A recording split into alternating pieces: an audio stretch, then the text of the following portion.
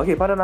monetize policy မှာဆိုရင်ခွင့်ပြုချက်မရထားတဲ့ post တင်လို့မရဘူးပေါ့နော်သူများပုံ post ပြန်ကူးယူတင်လို့မရဘူးဒါတော့သိတာပါမုန်းစကားတွေအကြမ်းဖက်တာတွေအဝိပလာနဲ့နော် sexual activity ပေါ့သတင်းမှားတွေတင်လို့မရဘူးဟိုရံပြပြတီထွင်ဖန်တီးထားတဲ့အရာသူများတွေအားလုံးခွန်ဆက်ကြိုးစားရတဲ့အရာတွေပြန်ကူးလို့မရ intellectual property ပေါ့နော်ပြီးလို့ရှိရင် trademark brand ပစ္စည်းတွေဥမာ Nike တို့ Adidas ဆိုအဲ့ဒါတွေယူသုံးပြီးတော့တင်လို့မရဘူးတကယ်လို့ယူသုံးမယ်ဆိုရင်လွတ်အောင်လုပ်တဲ့နည်းတော့ရှိတယ်ဒါပေမဲ့အဲ့ဒီ editing style ဘောင်လေးခတ်ပြီးတော့ editing လုပ်တာတို့အဲ့ဒီ Nike တဲ့စိတ်ကို blur လေးနဲ့ဝါးပြီးတော့ဟို reaction ပြန်လုပ်တာပဲဖြစ်ဖြစ်ပေါ့နော်ဒီ brand ပစ္စည်းကို review video လုပ်တာဖြစ်ဖြစ်အဲ့ဒါမျိုးတွေပေါ့နော်အရင်ကလုပ်ခဲ့လို့ရအခုတော့အဲ့ဒါတွေမရတော့ပါဘူးပေါ့နော်လုပ်မယ်ဆိုလို့ရှိရင်မူလ brand ပိုင်ရှင်တွေကခွင့်ပြုချက်ရမှရအောင်အဲ့လို trademark ဖြစ်တဲ့ brand တွေပေါ့နော် clip page တွေပေါ့နော်လက်နဲ့နှိပ်ချင်အောင်တမင်ရေးထားတဲ့ post တွေပေါ့နော်အထဲမှာပါတဲ့အကြောင်းအရာတစ်မျိုးအပြင်မှာ company မှာပါတဲ့အကြောင်းအရာတစ်မျိုးအဲ့လိုမျိုးလူစိတ်ဝင်စားအောင်မဟုတ်ကောက်ကရေးထားတာပေါ့ clip page မှာဆိုလို့ရှိရင် like and share လုပ်ဖို့ PR ပေးရတဲ့ပုံစံတွေပေါ့နော် like နဲ့ share လေးလုပ်သွားပြီးကြပါဒီ cancel မဲ့ဖောက်ပေးပါမယ်အဲ့လို post တွေလည်းသူက reach ချတယ် violation restrict တွေလုပ်တယ်ပေါ့နော်ကိုရေးကိုယ်တိုင်မျှဝေတာလူပုဂ္ဂိုလ်တယောက်ရဲ့အကြောင်းအရာတွေ privacy တွေကို publish မှာတင်ပြီးတော့လုပ်တဲ့ဟာမျိုးတွေပေါ့နော်ပွဲရှာတာပေါ့နော်တယောက်ရဲ့အကောင့်အကြောင်းတွေ post တင်ပြီးတော့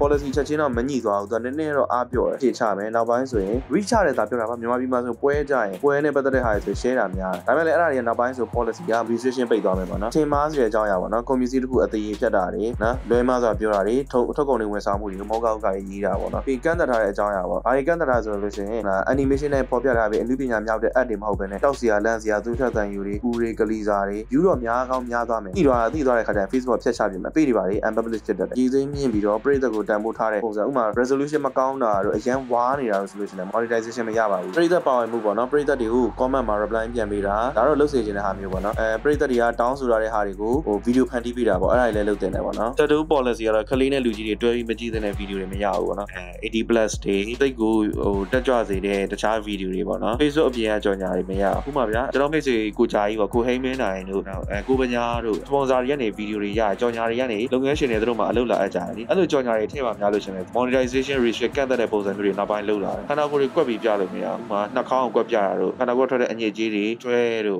့မစင်တို့အဲ့ဒါတွေကွက်ပြလို့မရဘူးပြီးရင် slide show တွေမရဘူးဥပမာ video လေးကဗျာဒီဓာတ်ပုံတစ်ပုံနဲ့ပဲဒီဓာတ်ပုံတစ်ပုံလေးကိုပဲ slide show ပုံစံနဲ့ကွက်ပြတယ်ဥပမာဓာတ်ပုံလေးကသွားပြီးပတ်လေပဲဒီပုံမဲ့ပြန်ပြနေရမျိုးတွေမရဘူးပြီးရင်ထက်က repeat video တွေမရဘူးပြီးအဲ့ video ကဓာတ်ပုံတီးတိုင်းပဲဟိုလိုမျိုး slide show မဟုတ် video နောက်ခံတဲ့ channel အဲ့မျိုးဆိုတာမရအောင်အပြိုင်ပုံတွေတင်လို့မရဘူးဥပမာ before and after စီကြသေးပုံစံတွေပေါ့ဒီဘက်မှာချက်ချင်းဝပြီးတော့ပေါင်200ကျော်ကနေပဲချက်ချင်းပေါင်150အရန်လာတဲ့ကောင်မလေးပုံစံပြောင်းသွားတယ် notice post တွေလည်းတင်လို့မရဘူးဥပမာကြေညာချက်ထုတ်တာပေါ့ဒီဘက်ကဒီမြေကွက်ကိုပိုင်ပါတယ်ဒီသားသမီးကိုအမွေပြတ်ဆုံးလုပ်ပါတယ်စသဖြင့်အဲ့လို notice post တွေမရအောင်ပြီးမျက်လက်တွေ stamp ပြခွက်တွေ violence ဆိုမရအောင်မျက်လက် stamp ပြခွက်တော့ရတယ် violence ဖြစ်တဲ့အရန် violence ဖြစ်စေတဲ့အကြောင်းအရာဆိုတော့မရဘူးအဲ့ဒါပြောချင်တာနော်ဒီပုံကတပုံနဲ့စာရီအများကြီးနဲ့လေတော့မရပါဘူးရရင်တော့သူကပတ်စံဝင်တာနည်းတယ်စာနဲ့ပုံနဲ့ဆိုရင် content monetization ကနေလည်းပတ်စံဝင်တာများပါတယ်နော် comment တွေမှာ link တွေချလို့မရအောင်ဒါတော့ root ကြစီအကြောင်းအရာအရင် policy ကြီးတာတော့မဟုတ်ပါဘူးနော်ပြီးလို့ challenge video အရင်အနေနဲ့ရှိတဲ့ဟာတွေမရဘူးဟိုတိုက်ပေါ်ကနေဟိုဘက်တိုက်ကိုခုံပြမယ်လို့ပါတော့အဲ့ဒါ challenge လိုက်လုပ်ခိုင်းတာမရဘူးရန်ပွဲတွေမရဘူးနော်စီးပွားရေးလူမှုရေးနဲ့ပတ်သက်တဲ့ဟာမျိုးမဟုတ်ဘဲနဲ့ဗျာဟိုရန်ဖြစ်ပြီးထိုးကျိတ်နေတဲ့ဟာတွေလေအသေးလဲထိုးနေတာအဲ့ဒါ view များရင်များမယ် monetize policy အရာညှိတယ်ပေါ့နော်ပြီးရင် live မှာကြမ်းတမ်းနဲ့ဆဲဆိုပြီးတော့ပြောတာမရဘူးသူတို့နားမလဲတဲ့ဘာသာစကားတွေနဲ့ဆဲရင်တော့ရပြီး link ပစ္စည်းတွေရောင်းနေဆို monetize မရဘူးနော်အခက်မသိလည်းပြတ်တယ်ပေတွေဝါတက်တယ်ပေါ့နော်တရားမဝင်စေးဝါးတယ်မရဘူးအဲ့ဒါကြောင့်မူလ content monetize policy သွားရအောင်နော်အဲ့တော့မူရစေးဝါးတွေပါတယ်မရဘူးကျွန်တော်မိတ်ဆွေတယောက်ဆိုလို့ရှိရင်လည်းသူကအရက်တွေကတကယ်အဲ့ဒီ Johnny Walker တို့ review ပေးတာပေါ့နော်အဲ့ဒါဆိုသူက monetize policy ခဏပြန်ကြနောက်ပိုင်းသူတခြားဟာကိုကြောင်းသွားတယ်ပေါ့နော်သေးသွားတယ်အရက်သေးစားအရက်တောက်ပြတယ်ဟောအချို့ link ပိုင်းဆိုင် security activity မရပြီးကျမ်းမာရေးဆေးရွက်ကြီးရေးသလိပ်တွေခဏတောက်ပြတယ်ညငွေချင်းဝင်ဆောင်မှုတွေလည်းမရငွေလွှဲတာရင်တို့ key base screenshot တင်တာတို့ဒါလည်းမရလက်နက်တွေလည်းမရနိုင်ငံရေးအကြောင်းအရာတွေလည်းမရပါဘူးပေါ့နော်နိုင်ငံရေးအကြောင်းအရာတွေတင်ကျင်တဲ့ခါကျတော့ရှင် boost လုပ်တဲ့ခါတော့သူက identity တင်ခိုင်းတယ် Facebook ID ပေါ့နော် ID တင်ရဲ့ရည်ရွယ်ချက်ကရွေးကောက်ပွဲနိုင်ငံရေးလူမှုရေးနဲ့ပတ်သက်တဲ့ post တွေ boost လုပ်မှသာ ID တင်မှာအဲ့လိုမဟုတ် ID မတင်နဲ့ဆိုတော့အဲ့ဒါကြောင့်မရဘူးပေါ့နော် boost တင် policy မှာလည်းသူအဲ့ဒါတွေမရအောင်ခွဲခြားဆက်ဆံခြင်းတွေမရလူမျိုးရေးဘာသာရေးဥမာအသားဖြူတာအသားမဲတာလူဖြူလူမဲနဲ့ပတ်သက်တဲ့ဟာတွေလိန်လောက်တာမျိုးတွေမရအောင်နော်တည်င်းမကားရမရဘူးနော် view down လို့တည်င်းပေါက်ကောက်ကရေးရမရထိခိုက်လွယ်တဲ့အကြောင်းအရာတွေဟိုလူသားချင်းမစာနာပဲနဲ့ရေးရတဲ့ဟာမျိုးတွေပေါ့နော်အဲ့ဒါမျိုးတွေမရ